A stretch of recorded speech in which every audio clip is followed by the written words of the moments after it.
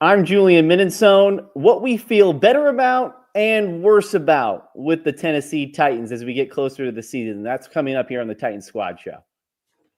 I'm Tyler Rowland. Roster cuts are here, and the Titans are about to have a waiver party.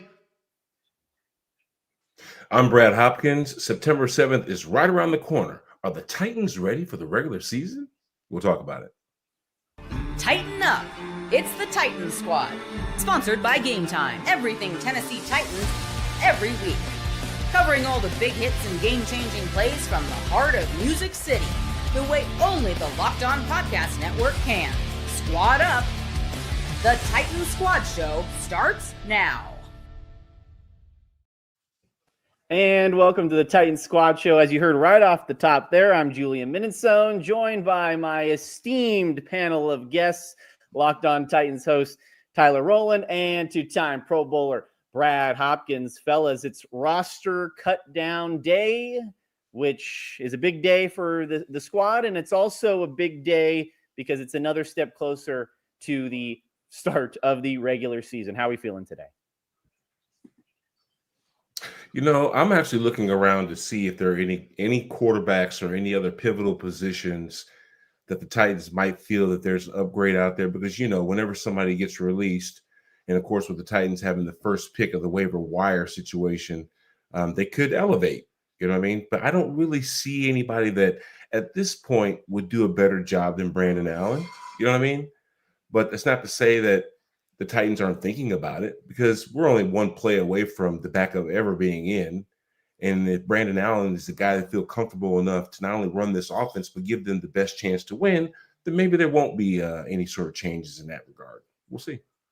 T-Row? Yeah, I love days like today. I mean, you hate to see guys lose their job, but as an NFL fan who really loves the ins and outs and all the different roster decisions, seeing guys who you're excited about be waived by other teams that the Titans have the potential to claim. We could talk about quarterback, and I'm sure we will, but even further down the line, positions like linebacker, where I don't even know if the Titans have a fourth linebacker right now. There are some names popping up. Cornerback is obviously a position the Titans could use some depth. I mean, really, they could use some depth all around the roster at different spots, but just seeing those names pop up who you're like, oh, I liked him coming out of college. Maybe it was a depth thing for the other team. They had too many good guys at one spot. It doesn't mean every player is bad that gets cut. So I'm just excited about all the action and what it could mean for the Titans to improve the back end of their roster with these waiver claims sitting at the number one spot.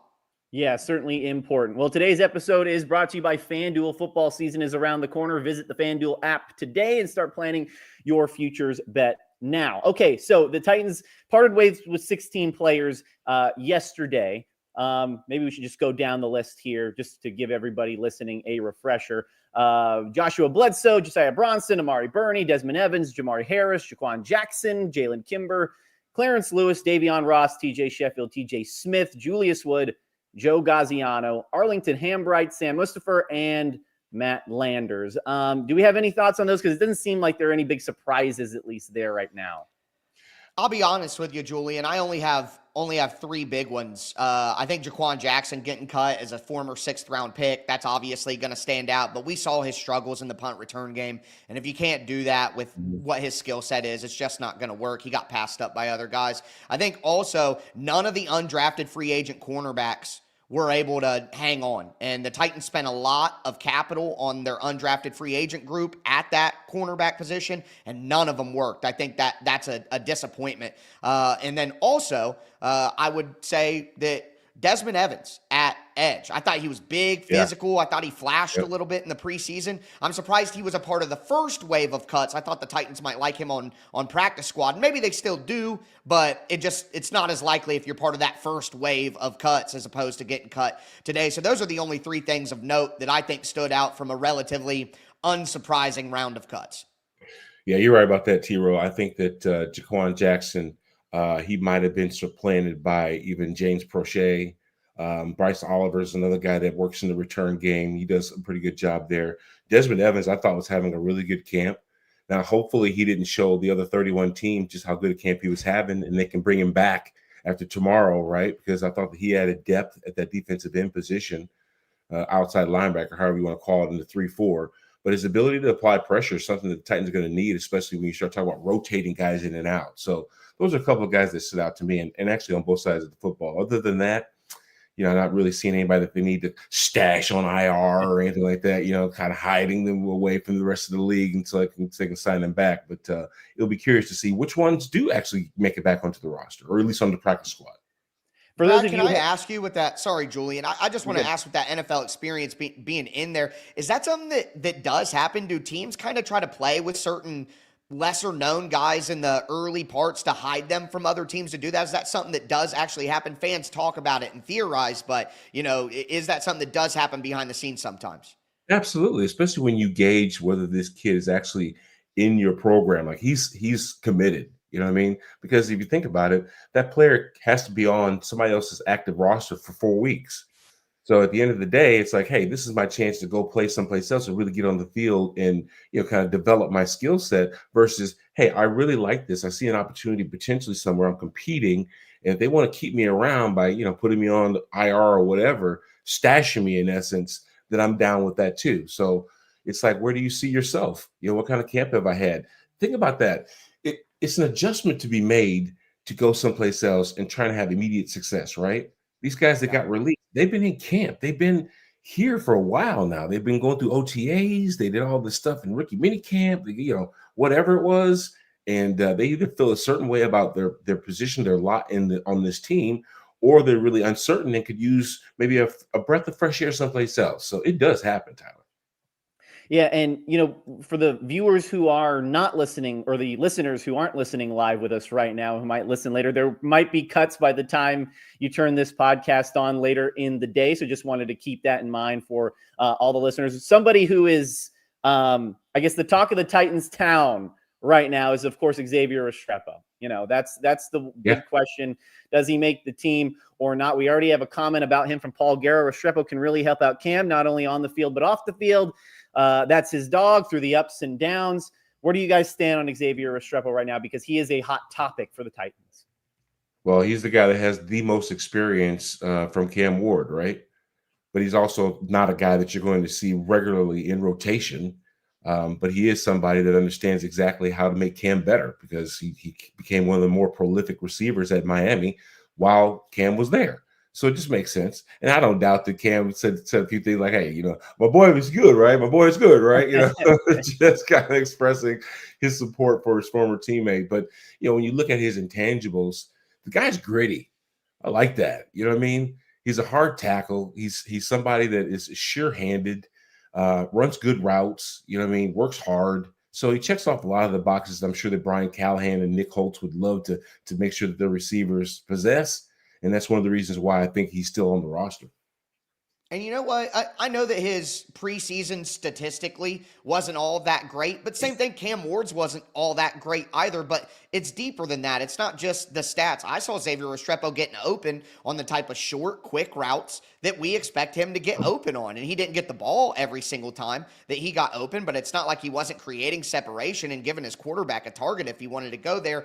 Now, the special teams issues are what's going to ultimately keep him off the roster if he doesn't make it. I said he was a lock. I honestly feel like I'm going to be wrong about that because of James Prochet being the punt returner. But if they were to feel comfortable with Chimdike as the starting punt returner, potentially, maybe. I know that Bones Fossil said in a presser recently that he wasn't quite sure whether he was comfortable with Chimdike, but if maybe they feel better about that now, you keep Xavier Restrepo on the roster over a guy like James Prochet because it's a long-term bet. Yeah, Xavier Restrepo may not cover punts and kicks and things like that. He may never turn into a great punt returner, but at the end of the day, he's a guy who can help your offense significantly in a specific type of role when you already have that chemistry with Cam Ward. I'm sorry, maybe I'm naive to think this, but that sort of long-term potential is more important than the short-term gain of having James Prochet over Chimdike at punt returner. I just can't help but feel that way. So I don't think that he makes it, but I agree with the comment, and I think the long-term benefits outweigh the short-term in this scenario by keeping Restrepo. Yeah, I guess it depends on what you think he's going to be years down the line, Yes. right? 3-5 years from now, what kind of player he could be. And also, the off-the-field stuff that is important, especially with a rookie quarterback in his first year. He has a guy there in Restrepo. He has Quandre Diggs, some family there. Restrepo was one of the dudes who was with Cam at 5 hours early before that preseason game. It just kind of like clockwork and getting it to in a routine as much as possible when you make that transition to the NFL. There's a lot of Restrepo comments. We have another one here from Marquises King. I would definitely keep Restrepo over Prochet. I don't know about that, but I mean, seriously, Tyler's short comments yesterday, I was on your show, Tyler, Locked on Titans, made excellent sense. In 3 to 5 years, are we going to be okay with the decisions we are making today? You know, so that goes back to that point. There's another comment here. IDK, man, I feel Restrepo's a wild card. We kept 5 tight ends on the roster last year, so why not keep 8 wide receivers this year? Makes sense, right? Slightly kidding. So he is certainly a hot topic. Are there any other position groups? We talked about it off the top, fellas. Other position groups that you would look for? B-Hop, I know you had some in mind. Well, I'm looking at all the running backs that they have on the roster, which to me kind of makes sense because Tyjae Spears is not 100%. We know Khalil Mullings is not 100%. I thought that Khalil, even as a 6th-round pick, had a heck of a chance to make this roster because of how hard he ran in preseason, and I would expect him to be on the practice squad, of course, and doing some things. Maybe he gets activated at a time or two. Julius Chestnut, he looked pretty good. Jordan Mims and Jamar Jefferson both making the roster. I was like, hey, okay. Maybe they're either special teams guys or, just, someone that can actually run practice squad for them. You know what I mean? But I thought that for the most part, that might be an emphasis that you see for the Titans of really running the football. They want to try and stay as healthy as they possibly can, and having depth at that position, it kind of makes sense, So that was one position that stood out to me. And I was also looking at the fact that there were 11 defensive cuts versus 5 offensive cuts. I'm like, maybe they felt that side of the football is a lot more expendable than the offensive players, but that was something that definitely stood out to me, guys. Yeah, you're 100% right. It's clear, like, I'm doing my 53-man roster predictions and things like, and it's like, I can't get to 53 with some of these guys on the defensive depth positions. Yeah, the Titans have some good starters on defense, but the depth on the defense is really, really bad. There's not a lot to choose from there, and that's why I agree on running back, and I think a guy that would make sense is Audric Estime. I think he went to Notre Dame, big power back, just got cut by the Denver Broncos after getting drafted. I think if Tyjae Spears goes to IR, remember, Tony Pollard was the Lightning, not the Thunder, in Dallas. Just because Tony Pollard ran like a truck last year and surprised everybody with his physicality doesn't mean that he's meant to be a power back. Tony Pollard was a former wide receiver running back duo in college. Like, this is more of a Lightning type running back, and people kind of forgot about that because of how he ran. So I think getting an Estime in, and then you have a guy like Julius Chestnut, if you keep him around, if Mullings is a little banged up. Chestnut did some special team stuff for the Titans, so he can be that depth special teams guy, and then Estime and Pollard can run together, and then when Spears comes back, when Mullings is fully healthy, if he's banged up at all, then you can make your decisions on who to get rid of. I would get rid of Julius Chestnut. I think he's a great practice squad guy. I'm not convinced he should be roster material, but if they don't do that and they keep one of those, Jefferson or Mims, I hope it's Mims. He's got a little more jitterbug to him, and I think that would be a little more explosive if they need him to actually get the ball. But linebacker is the spot I'm looking at, and no matter who you want to say, Curtis Jacobs, Brian Asamoah, I don't think they have a good 4th linebacker. I think they've been searching for it. You have the top 3 in Barton, Williams, and Gray. But I think that 4th linebacker will ultimately come from waivers. And Chad Mumma, a former mid-round pick, just got released by the Jaguars, and it was kind of a surprise. I know that Mumma has underperformed, but as the 4th linebacker for the Titans, I think he would be better than what they have right now. So I think there are going to be a lot of options at positions, but linebacker is one I'm looking at for the Titans because they don't have a 4th at all, in my opinion.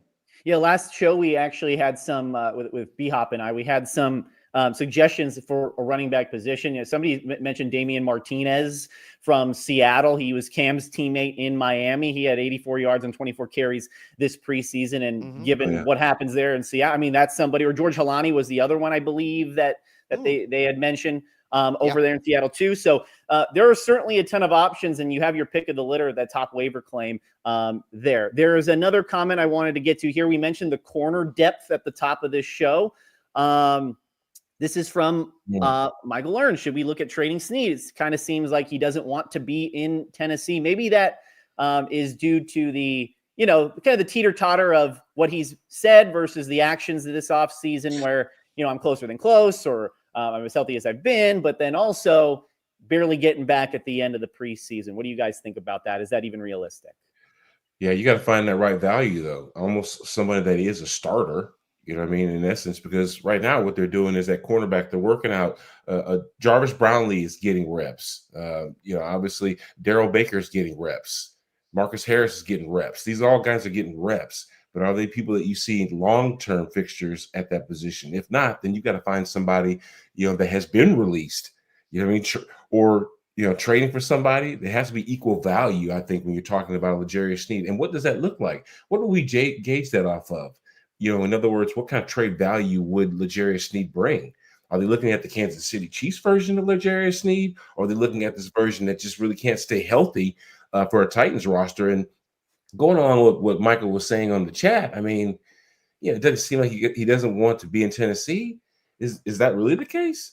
I mean, or is it just him just not being able to be 100% and not feeling he can give the true value that he has at that position? So I don't know that he doesn't want to be here, because that would be obvious, I think. And then that would be kind of determined exactly what they do with him. If he were like, yeah, I'm still gimpy, guys, I'm just not ready to go out there. And he's going through all the regular rehab and whatever. And the training staff is looking at him like, hey, he's good to go. I mean, he's doing all the things that we need him to be able to do. And if he's not out there on the football field, that's by his own accord. So maybe there is something there. But I'm just not hearing that conversation about L'Jarius. I don't know about you, Ty. Well, there's just no way that they would receive proper value in a trade at this point with where L'Jarius is that would outweigh what he could potentially give them on the field this year and how desperately they need a number one cornerback. Like 80% of Kansas City L'Jarius Sneed would still be better than what the Titans can put out there this year. And after him coming off, he didn't play great in every game that he had last year. It was a little up and down. It wasn't all bad, but it wasn't all good at times. He was getting burned a couple of times early in the season. And then coming off a serious injury, adding on to the injury maintenance that the rest of the league already knew that you would need to do with him. Like, they paid a third a year, like 15 months ago or whatever. They're not going to get anywhere close to a third back under those circumstances. So there's just no way they're going to get something in return for L'Jarius Sneed and someone to take on his money and what they already paid him. Like, it would be dead money for them on the salary cap. When you get into the logistics of how that would actually work, it obviously doesn't make sense. And it makes it a lot easier to just say, hey, let's just hope that L'Jarius plays good this year because they need cornerback help. And if he doesn't, they'd probably move on in the offseason and then readjust when it's easier to actually add talent. You can't really do much right now. We're talking about waivers to add depth at the end of the roster. We're not talking about waivers to add starting level players. Like, there's a difference in that. So yeah, that's one of those things that sounds good on Madden, but in reality, it's just not going to work. And I don't mean to be crass, Michael. Like, I understand the question, but at the end of the day, realistically, that's just not going to happen. Yeah, and the coaching staff is careful with him because they know how paramount he is to this team, right? You need the corner. Yeah, you need the corner depth. Yeah, X factor. He's an X factor. We'll talk about that maybe later in the show. Maybe a nice little tease from Tyler there as well. All right, on the other side of the break, we're going to talk about what we feel better about the Titans after this preseason and the 3 games in the training camp, and what we feel maybe a little bit uneasy and worse about. That's next when the Titan Squad show returns.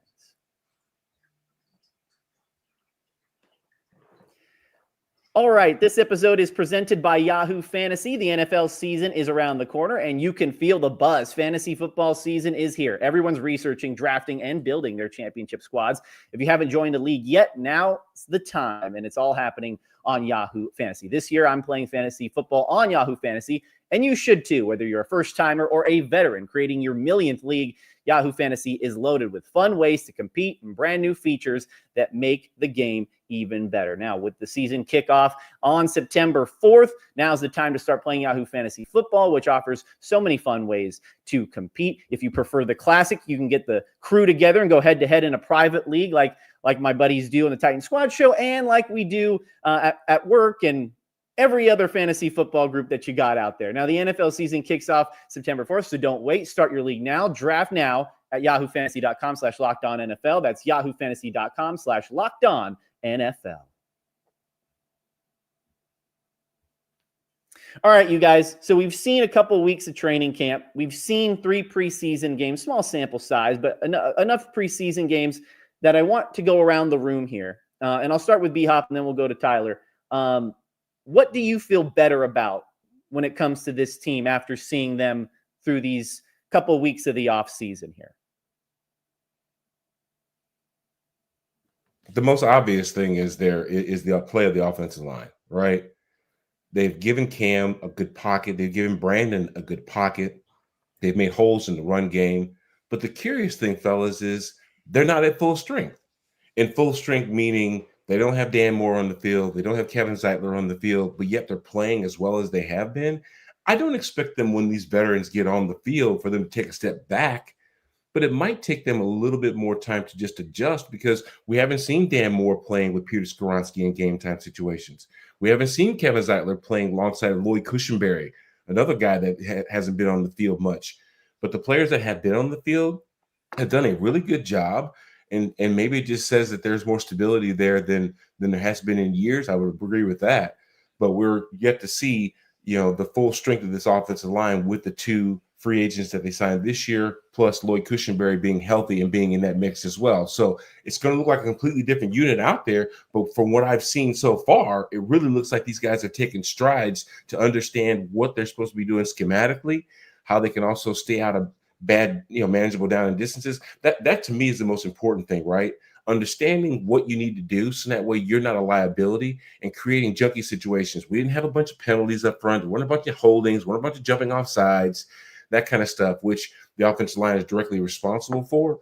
And if that's something that they can keep in control, then I think that this unit has the best chance to probably take the best foot forward and be a real cog for what they need to be accomplished this year.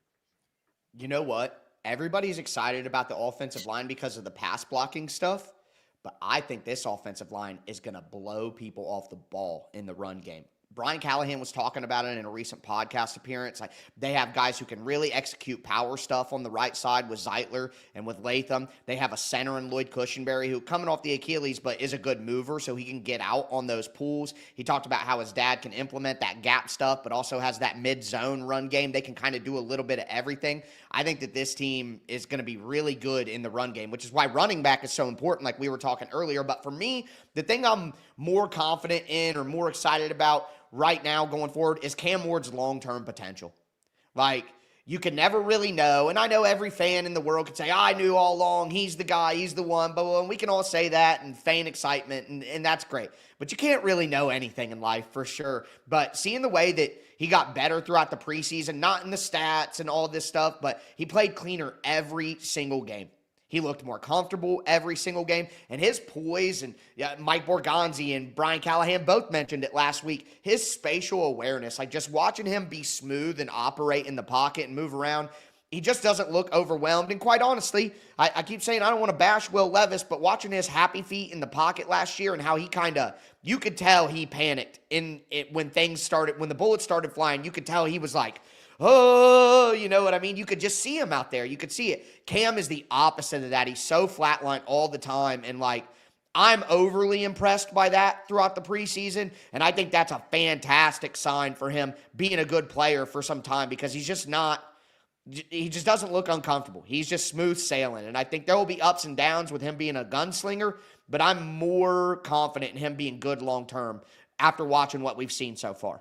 Real quick, I mean, that's a great point you made, Tyler. I think Cam Ward has this confidence because he's not running for his life back there. You know what I mean? Yeah, it's all I don't connected, think that right? I don't think Will Levis came in and from the first snap started running around looking manic and crazy. I think it was over time, him getting hit, him having bodies around him constantly. Just bad offensive line play is one of the things that put him in survival mode, So For sure. I've always said that, in 7-on-7, quarterbacks look amazing because there's no pass rush. There's no defense to sit there and worry about, right? And guess what? All I'm doing is trying to put the ball in the best position for the receiver to catch it and make runs and make yards after the catch. Going through a progression and make sure I put it in not in harm's way and commit turnovers and throwing picks. But the biggest caveat is when you got guys that are just coming, up the field to try and knock you down, that really changes your thinking. And that's one thing that Will Levis was like, hey, look, this is crazy up here, So it's unfortunate that he had to deal with probably the most inept part of this team, which is the offensive line. But Cam Moore doesn't have to worry about that at this point. Yeah, we hope. Yeah. There is actually a comment here talking about the O-line. They're Paul Guerra again. I'm looking at the O-line since they haven't played together much. Kind of curious on how long their chemistry will take to develop. And that goes to B-Hop's point that they've looked pretty solid, and that's without Zeitler in there and Cushenberry still coming back. I'm going to agree with you here, Tyler, well, I agree with both of you, but Tyler, Cam Ward. The Titans were in desperate need of a culture setter, right? They haven't had it for a while. And he came in first day one and set the culture. He is poised. He is calm. The results on the field, there's been flashes that say, hey, this guy could be really, really good. And the way he talks, I mean, you just don't believe that he's not going to be at least a solid player. Maybe that's just the confidence in him instilling confidence in everybody else, even the people covering him. But I think Cam is checked every single box imaginable, and I think he's ready for that first week of the regular season. That's for sure. Okay, so is there anything that you guys feel a little bit more nervous about after these first few weeks, a little bit uneasy? We'll go with Tyler here. Start. Yes, this is my corner right here. Let's get some negativity going, yeah. No, but in all seriousness, I'm much less confident in the defense overall than I was coming in. I felt pretty good that my picture of the team was, bless you, the defense would be good. I didn't think that they were great, like, number 2 defense in yards last year. Some people tell you this is a top 2 defense.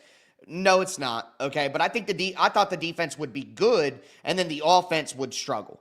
I honestly, at this point, think I might have that backwards. I think the offense isn't going to be a juggernaut, but I think the offense might actually be pretty even with the defense, and it's not because the offense is so much better, but because I don't think the defense is going to be as good as I thought it was going to be. The pass rush issues, I think the pass rush may be worse this year than last year, and then also with the depth issues in the secondary, and the depth issues everywhere. Like, Denard Wilson likes to rotate his defensive line, which is smart. Keep your guys fresh. That's important. The Titans will go 2 series and then 1 with the backups, and they did. And last year what happened is when the backups came in, they got run all over, and people were like, the Titans' run defense fell off. Well, it's because the backups were bad because they had bad depth on the interior defensive line. I know James Lynch had a good final game of the preseason, but I'm not convinced. And he's the only guy outside of the top 3 of Simmons, Sweat, and SJD that you can even say, yeah, I think he's probably going to make the roster. And I think they would replace him if they found a good enough waiver option. So I just think that the way that the Titans want to rotate their defensive line and the lack of talent that they have on the defensive line, combined with the pass rush and the depth issues in the secondary, I just think the defense is not going to be, like, I think there's a chance that this is a bottom 3rd defense, not a top half defense. Yeah, I would agree with that too, 100%, Tyler, especially when you look at 4 sacks in 3 preseason games. It just doesn't really feel like, man, this is the team that's going to be able to apply pressure. It's hard for interior linemen, defensive linemen, to get sacks because there's so many more bodies and there's so much more traffic. But when you're out there on the edges, when you're in space, you should be able to take advantage of those one-on-ones. And I just didn't see somebody just really coming in and really taking the bull by the horns and being that guy that we need to be worried about. Now, I thought that Femi Oladejo had a good camp. I thought he showed some things. And Desmond Evans, who's no longer on the roster right now, I thought he showed some things. But Sebastian Joseph Day, he's the guy that's going to have to step up. He's going to have to be, Arden Key is another guy that's going to have to step up. These are guys that have the ability, I guess, but for whatever reason that we haven't seen a whole lot of it. Maybe when you start game planning teams, or maybe when you start looking at Denver and how to really attack Bo Nix and that offense, we'll start to see some more productivity. But at this point, I'm just not really, all in as far as them being able to get off the field on 3rd down. That's the thing. You've got to be able to either get them to making mistakes because the pressure is so crazy, or the back end has got everybody locked down and there's nowhere to go with the football. Those are the 2 situations that have to happen, because you're not just talking about the big bodies up front that are getting to the passer. You have to make sure that the passer has nowhere to go with the football. And that's the case, then they'll get those sacks. But that balance, I'm not sure it's quite where it needs to be right now for them to be as competitive as I need them to be in this division. And B-Hop, what I'm worried about is that the back end will do their job, but because the pass rush is so unfortunate, that even if the back end does a perfect job, the pass rush still may not do it. And then you're asking too much of the secondary because the second play has begun instead of the first play. And that's what I'm worried about here. And there are only 2 answers. There's blitz, which is going to put you in uncompromising positions somewhere else, and a good enough quarterback can take advantage. Or what they're trying to do, I think, is they got all these big physical edge rushers to try to collapse it because they know they can't win one-on-one, and then push the quarterback up into Jeffrey Simmons and Tavondre Sweat and SJD, who they might rely on a little little more. So it's unconventional based on what normal teams would do, which is just, hey, someone's going to get a one-on-one and we need to win it. That's what teams are preaching. The Titans got to try to be a little more creative, and I'm just not certain that that's going to work realistically. I'm going to stick with the defense on what I feel uneasy about. I'm going to go with corner.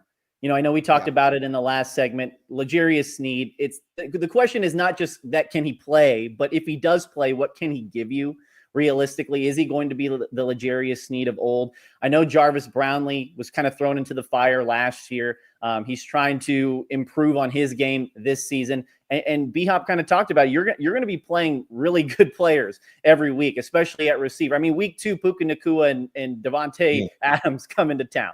And then you got, 2 guys in your division, and Nico Collins, Brian Thomas, that you're going to play twice a week. So can those guys consistently give you what you need from them week after week after week? And then, of course, the big Sneed question is one of the biggest questions that we've seen for the last year here in Nashville. All right, guys. Yeah. So go ahead, B-Hop. No, I was just going to say, you have to, in a perfect world, you would have somebody that can neutralize an offense's best option. You know what I mean? That's outside there. And I'm just not confident that if L'Jarius isn't 100%, that we have that guy that can do that, which means that there's going to be somebody running open in that offense, for that offense. And, I think that maybe even schematically, it may put more pressure on Denard Wilson to dial up the right kind of pressure.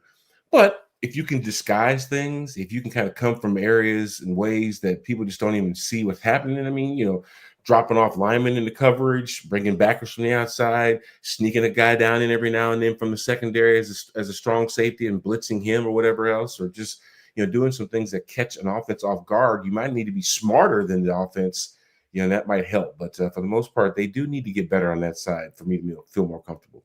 I think they're set up to do that, B-Hop. I think Kevin Winston is a good blitzer at the safety position. He's physical and will tackle. I think Roger McCreary has shown that he'll be a physical blitzer from the nickel position. Femi Oladejo can drop back into coverage. Draymond Jones can do a little bit dropping back into coverage, not as much as Femi as a former off-ball linebacker. James Williams and Cedric Gray, we've both seen it in the preseason, are good blitzers who get downhill and are physical and big. So, I think they have personnel-wise tried to do exactly what you're saying. You can see it not only from the scheme, but from the player types of the people they're trying to bring in. So I think you're 100% right there.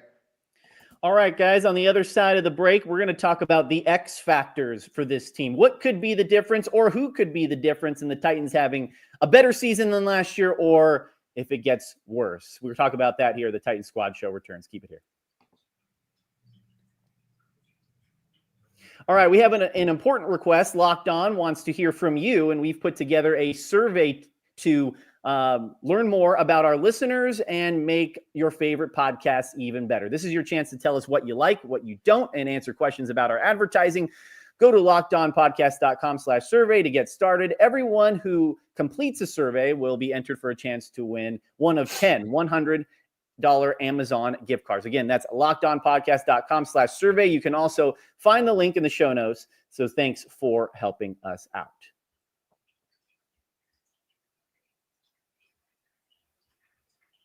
And August 26th is officially FanDuel Futures Day, a brand new holiday for football fans who live for their bold predictions and preseason hunches, which is today, August 26th, for the live listeners out there. Now, for just 24 hours, FanDuel is giving you deals on NFL season predictions. So whether you're calling your MVP, eyeing a long shot division winner, or ready to crown your Super Bowl champ before week 1 even kicks off, this is your moment. Or maybe you want to be bold and pick the Titans to win the AFC South Division this year as a dark horse. You could do that on FanDuel. Visit the FanDuel app today and start planning your futures bets now, because Futures Day is one day and one day only. FanDuel, play your game.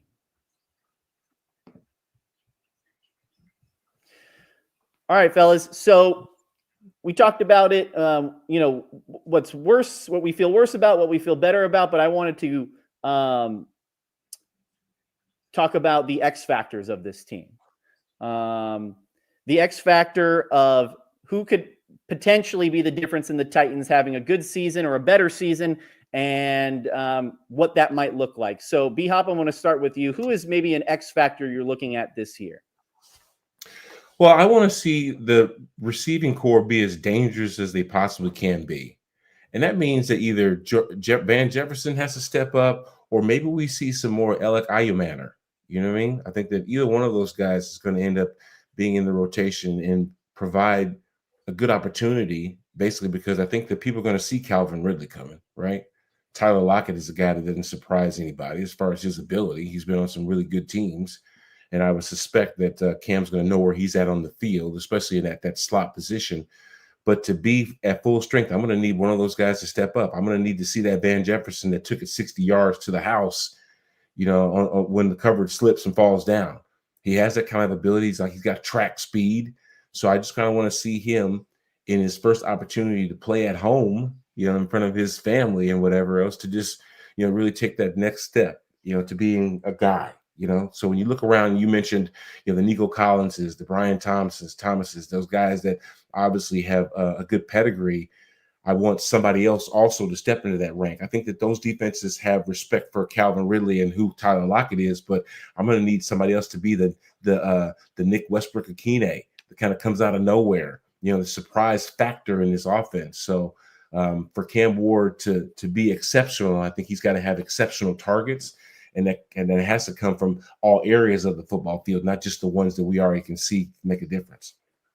Well, Julian, I'll leave you the obvious one, but I'm going to say L'Jarius Sneed, who we talked about earlier, because the domino effect that he's going to have on the Tennessee Titans defense, if the Titans get I feel like Matthew McConaughey, close your eyes with me and just imagine, you know what I mean? Imagine the Titans get L'Jarius Sneed from Kansas City's Super Bowl run, where he was erasing number one wide receivers every single week and pressing at the line of scrimmage and dropping back into coverage underneath and making plays literally every week. It's your favorite wide receiver, 1 catch, 14, 2 catch, 20, just taking him out of the game.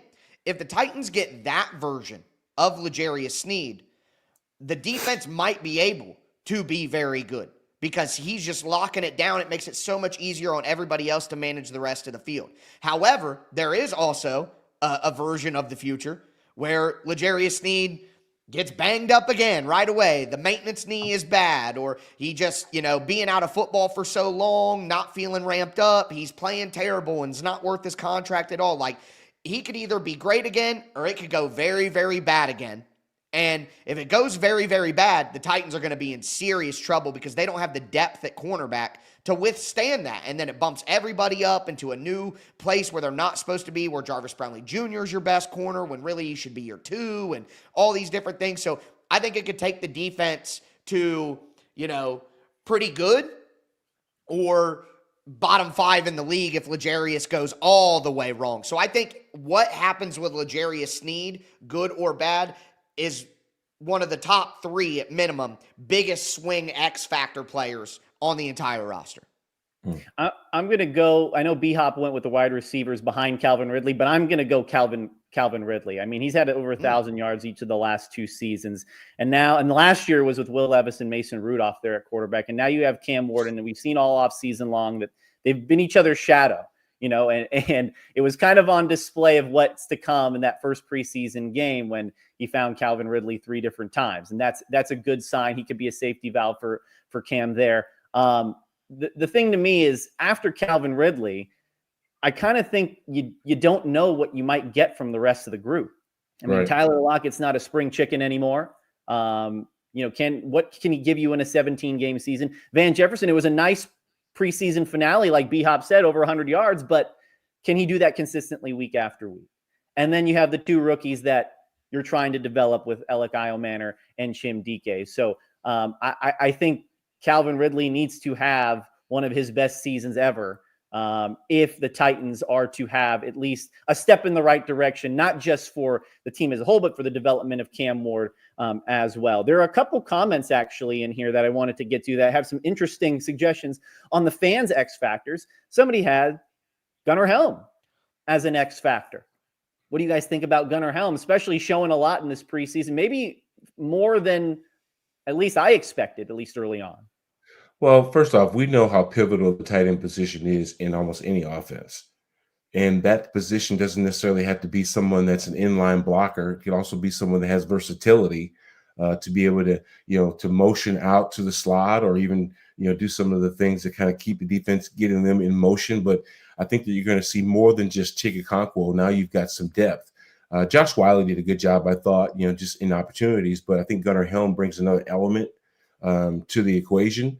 I think that he brings, just something different to the position that that could definitely be useful for Brian's offense. So I totally expect to see the tight end position play a pivotal role just because of not only the camp that Gunnar Helm has had to show that, hey, look, as a fourth-round pick, I'm a steal.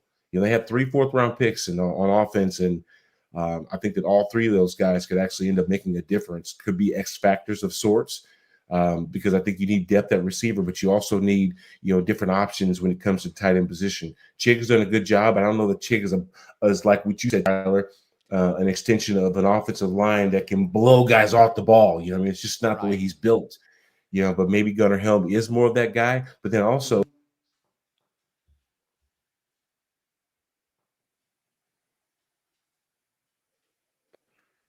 oh, wow, they just muted me. Anyway, just wrapping it up, the tight end position I think is going to be a huge factor, and I think that Gunnar Helm is a guy that can be somewhat of a go-to person for Cam Ward when this thing really gets going. I agree with everything you just said, and I guess it depends, in my opinion, how you're looking at X Factor, like what people in the comments are putting as their X Factors. I think with, where the Titans are at roster-wise, if any player pops and turns into a star or a superstar, that's going to be an X Factor player. So there really aren't any bad answers. I guess I'm looking at it as boom or bust almost. Like they're an X Factor because it could go so poorly or it could go so great, and that could change the quality of the season. Maybe I'm naive, but I have so much faith in Gunnar Helm and what we're going to get from him that I wouldn't put him in my X Factor list, and because I just trust what I'm going to get from him. I don't think there's going to be as much down, but if he goes crazy and turns into the next Travis Kelce or something, then I'll absolutely be wrong about that. But we got to talk Cam Ward, right? I mean, that's the biggest X Factor of them all at the end of the day. If Cam struggles early and the game's a little too quick for him and he's throwing interceptions because he's trying to, calibrate where he can throw in these gunslinging passes and things and he won't let plays die, and he's throwing it down the sideline and getting picked, that could crush the season as we saw last year. But the other hand, if Cam Ward comes out and he looks like Jaden Daniels, CJ Stroud in their rookie years, and he's carving people up, and it's like, whoa, this dude is legit, then the Titans could be a playoff team. That's how important quarterback is. I have sat here and talked about how bad the Titans roster is and things like that. But if Cam is truly special right away, the Titans will have a chance to fight for a playoff spot in the AFC South. So obviously it's more interesting to talk about all the other guys because Cam Ward's been talked about at length. But the truth is, Cam Ward is the biggest X factor because he can change the entire franchise if he's the one. And he could be good for maybe 1 or 2 more wins just alone if you're talking about quarterback play. There's somebody else. Somebody else had an interesting suggestion here. I know we talked about Snead and B-Hop talked about the depth after Calvin Ridley at receiver, but Dan Moore Jr. Obviously brought in on an $82 million contract. The initial thought from Titans fans was holy overpay. But sometimes that's the cost of doing business. And you were a 3-14 football team, so there's, the bad team tax in the NFL. But you hope that he is the guy that is set on the left side with Skoronski for years to come, and that he protects Cam Ward for years to come. B-Hop, what do you think about Dan Moore as an X factor? Well, obviously I thought that, there's no way that he was going to beat out Broderick Jones at left tackle in Pittsburgh, so it made him available. But when you see guys that are available, especially at pivotal positions like left tackle, you got to ask yourself why. Why would somebody let him go? Why would somebody let a sure-handed pass blocker, someone that was very dependent, someone that actually they're very dependent on to having a good season? Why would they let him out the door? As a matter of fact, when I'm on Sirius XM and I'm listening to Pittsburgh fans talk about Dan Moore, they're saying that he was their worst offensive lineman. So if that's the case, what do we inherit? Now, we haven't seen him on the field working with Peter Skoronski. We haven't seen him giving up sacks. We haven't seen any of that. Now, there have been times when I was at practice and I was like, man, I sure wish he moved his feet a little bit better. You know what I mean? And now I'm hoping that he's getting some better coaching, than what he's had in the past and can be a better lineman. But I'm going to say the jury is still out on Dan Moore. I want to see him, working with the ones and playing against some stout defenses and really giving Cam Ward a chance. Cam Ward's confidence is probably directly related to how well they perform up front. It's one thing for you to just say, hey, look, I believe in my guys, we're going to get it done, whatever else. But after about 4 or 5 times you get hit, and there's nowhere to go with the football, then that can be an issue. So I just want to see it, with my own eyes before I, cast judgment. But right now, we don't really have a huge sample size of what Dan Moore really is. And I think Dan Moore, if you're doing like a top 3 X factors on the team, Dan Moore would be in my top 3 at this point after knowing what we know going through the training camp, because he is one of those guys where, man, at the end of the day, he gave up the most sacks of anybody in the NFL last year, and the Titans gave him over $20 million per year.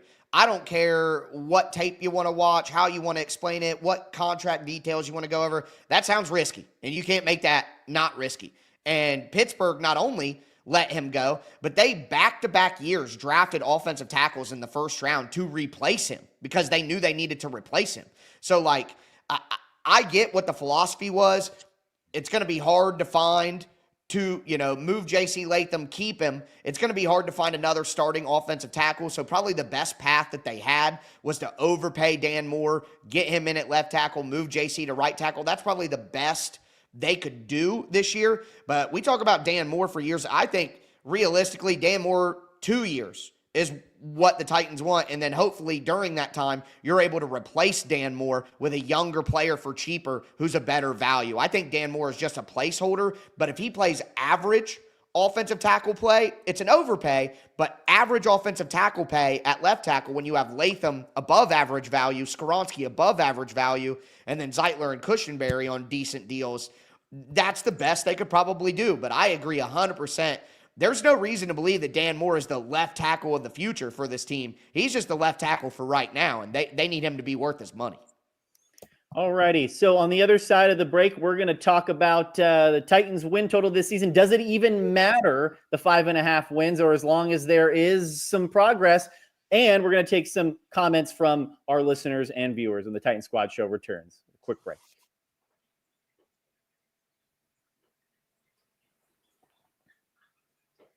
All right, fellas. So Vegas has this team at 5.5 wins. Are you over or under that this year? Well, on my show on Sundays, on Sirius, we ran through the entire schedule for all the teams, and we did the wins-loss situation. And I came up with 7 wins for the Titans this year. I think this is going to be probably a more competitive version of the Titans. Also, there's a lot of unknown about this roster, about this team that people just can't key in on yet until we see exactly how this team is built and how they're going to approach the 2025 season. I thought that they got better in positions that they needed to get better in, particularly offensive line. It doesn't really have to go any further than that. Linebacking core, in other words, tackling, getting off the field, that's another spot they got better in, I feel. So I think that's going to afford them a few more wins than last year. 5.5, it's better than it's an improvement from, the 3 wins and picking first in the draft, but it's not a whole heck of a lot better. But I think that 7 wins would be something that, hey, keeps people talking crazy about Brian Callahan and his tenure here. I think it makes it exciting for the potential in the future. So I kind of see 7 wins for this Titans team being somewhat of a benchmark for them. I think 7 wins would be a great season. I mean, going from 3 wins, 7 wins, that means Cam Ward looked good. Brian Callahan was a better head coach. That means we're going in the right direction. And it wouldn't be too much to ask to think about 9 wins in 2026. And then you're talking about a potential playoff berth. I mean, I would be elated if the Titans won 7 games this year. I got to say, I'm probably at 5. I think that, as we get closer, that we got 2 weeks or a little less than 2 weeks, but I'm probably at 5. And I think 5 is the minimum that Brian Callahan keeps his job. I think 5 wins for the Titans and a good Cam Ward keeps Brian Callahan's job for 1 more year. But under that, I think that is the line. If they win 4 games, just 1 more win this year, if Cam Ward's hurt for a majority of the season, God forbid, and they win 4 games, then Callahan may be safe. But I think 5 wins is the bare minimum. I think that Anything under that, Callahan's fired. And I'm going to say that they do get 5 wins. I think the beginning of the season is just going to be tough. But I think they're going to bounce back and play better at the end of the season, which is going to give them good momentum going next year and ultimately keep Callahan his job, even though he's at the bare minimum wins. Yeah, if they're, we get a lot of comments that, hey, if there's a losing season, does he keep his job? Well, 6 wins is a losing season, but you double your win total from last year, which would that's a constitute a step in the right direction. But to your point, Tyler, if you were at 4, then that really doesn't say that the team is developing in the way that you really need it to. If you're Brian Callahan, it would look too bad. It would look too bad to only win 4 games. Like the football couldn't be good enough for them to only win 4. This is a big what if, but you mentioned something, Tyler. You don't want it to happen.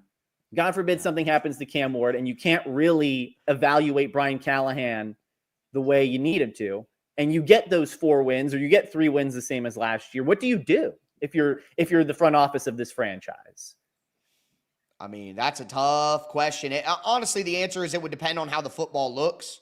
Like if the special teams improves, if the offensive line is better, if the team looks like it is improving, but they just couldn't do anything, then that would be understandable. And quite honestly, if they go into the season with Brandon Allen as the backup quarterback, how could they expect anything else out of Brian Callahan? We've seen Brandon Allen isn't going to win any games. He's not a good backup quarterback. You know what I mean? So you can't be like, oh, you don't have Cam. You got to win games, Brian. So I think it would be everything else except quarterback that he would have to be judged on. Yeah, I think that you have to look at the circumstances as to why this team finished under 5 wins, right? And if it's injuries, if it's something catastrophic, then you can say, hey, look, that was the reason why. But if it's just because this team is not playing as well as they could, because I think the only way that gets Brian Callahan fired is if he loses the locker room. And how do you lose the locker room? You lose the locker room because you got frustrated players that aren't listening, they're not buying into what you're saying, they're not committed to your culture. And I just don't see that at this point. Now, a struggling situation where you lose like 8-9 games straight, that could definitely get some stinking thinking going on in the building. But at the end of the day, I think it would take something monumental for this team to kind of lose its focus and then forget what they were working so hard this offseason to try and accomplish. I just don't see that just yet. We want to take for a few minutes of comments here based on some of the topics that we discussed. Zach Carpenter has an interesting X factor. The new Jeff Simmons. He lost weight and maybe chasing sacks now, ? Hopefully his weight loss pros outweighs his cons. Our run defense is that great, and a small Jeff Simmons could cause issues. He meant isn't that great. So Jeff Simmons down 20 pounds, seems lighter in practice. Took on a lot of double teams as one would, being Jeff Simmons last year. So playing lighter on his feet, but being lighter on his feet still means the dude's over 300 pounds. So what do you think about Jeff Simmons, who hasn't reached 6 sacks in each of the last 2 seasons? Well, he hadn't reached 6 sacks because of all the traffic that he has to go through to get there. Yeah. Right. So in essence, I think that there have to be better players alongside of him that give him the opportunity to win his one-on-ones. Dare we say, if anybody's stupid enough to block Jeffrey Simmons one-on-one, you're going to see his sack total improve, right? But at this point, who's dangerous? Who are they sliding to? Who do they care about other than Jeffrey Simmons? They don't. So they can just have guys just in their one-on-one situations, put 4 hands on Jeff and make him fight his way all the way to the back end, into the backfield, right? That's a long way to go. At the end of the day, if Sebastian, if Arden Key, if these guys play better, even if Tavondre Sweat draws more attention, then it's going to take away some of the pressure from Jeff, and then you'll see him to start making those plays that we saw him making as a rookie or second-year guy, So I think at the end of the day, he knows going up once the huddle is broken and they come up to the line of scrimmage, he knows the attention he's going to get, right? Well, if there's somebody else that brings about more attention, or at least is someone that they have to worry about, then I think it's going to relieve some of that pressure and allow Jeff to really kind of be on his own and do some things. Yeah, he just needs help. He just needs some people around him. He's got to be more consistent and get off to a better start during the season. He talked about, losing the weight. He wants to get off to a better start and stay fresher at the end of the year. And I think we've seen Jeffrey Simmons have good middle years of the stretches, maybe a slow start, a slow finish. So if he can kind of be more consistent, he's going to have better numbers anyway. But if he really wants to blow up and have a huge season, he's going to need some help, like Brad's talking about. He needs those edge rushers to flush quarterbacks down to him. Are they going to do that? That's a big point of skepticism with the team right now for most people who are being honest. So I expect more from Jeff with a slim down figure, but football is the ultimate team game, man. And, he can only do so much if he is drawing all those double teams and things like that. But he does need to play better himself, too. Don't want to let him completely off the hook for his own performance. But, again, he needs more help, and I don't know if the Titans can give it to him. There are no guarantees in sports, fellas, but at least for the fan base with Cam Ward and this new kind of regime for the Titans, there is hope. And we'll end with this final comment. We have a lying low advantage. This whole league is asleep at the wheel when it comes to us. Maybe a little Washington Commanders situation for the Titans this year. And I like that, Mac Jesus. So we'll end on a hopeful note for today when it comes to the Tennessee Titans talk. We'll be back later this week, fellas. Make sure you get our podcast on audio wherever you get your podcast here, on the Locked On Network. You can get us live on YouTube a couple times a week and on game days during the regular season. But for now, I'm Julian Minensone. That's Brad Hopkins and Tyler Rowland. We'll see you guys later.